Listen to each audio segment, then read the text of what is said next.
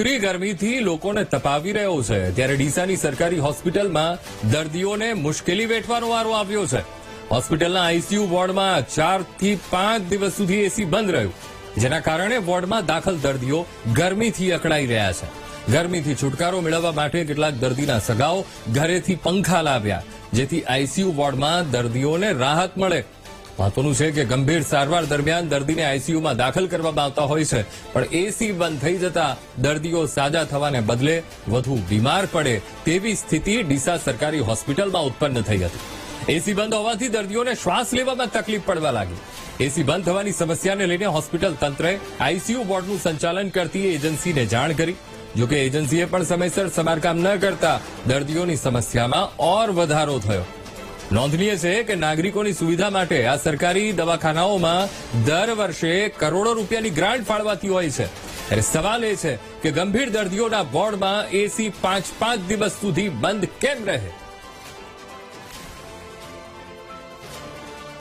જેમાં આરોગ્ય વિભાગ દ્વારા દર વર્ષે સરકારી હોસ્પિટલોમાં કરોડો રૂપિયાની ગ્રાન્ટ ફાળવી અને તેની સુવિધાઓ પૂરી પાડવામાં આવે છે, પરંતુ અહીં આપ દ્રશ્યમાં જોઈ શકો છો કે આ ડીસા સિવિલ હોસ્પિટલનું આઈસીયુ વોર્ડ છે અને અહીં અનેક દર્દીઓ અત્યારે સારવાર લઈ રહ્યા છે।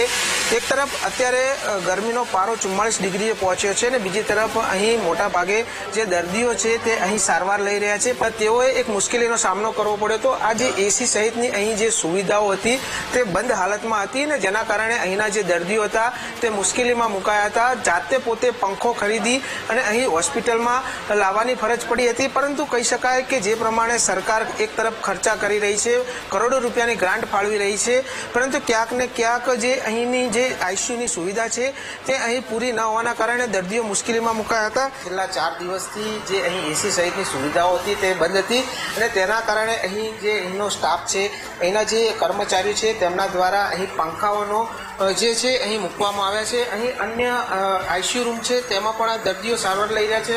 હું દ્રશ્યોમાં બતાવીશ કે આ જે આઈસીયુ છે તેમાં પણ અનેક જે દર્દીઓ છે, મોટાભાગે આ જે આઈસીયુ છે તેમાં ગરીબ દર્દીઓ અહીં સારવાર માટે આવતા હોય છે અને તમામ લોકો માટે અત્યારે પંખાની સુવિધા ઉપલબ્ધ કરી છે। એટલે કે એક તરફ કાળઝાળ ગરમી પડી રહી છે, બીજી તરફ જે એસી સહિતની સુવિધાઓ છે તે હાલમાં જે બગડી છે ને તેના કારણે જ અત્યારે જે અહીંના દર્દીઓ છે તે મુશ્કેલીમાં મુકાયા છે।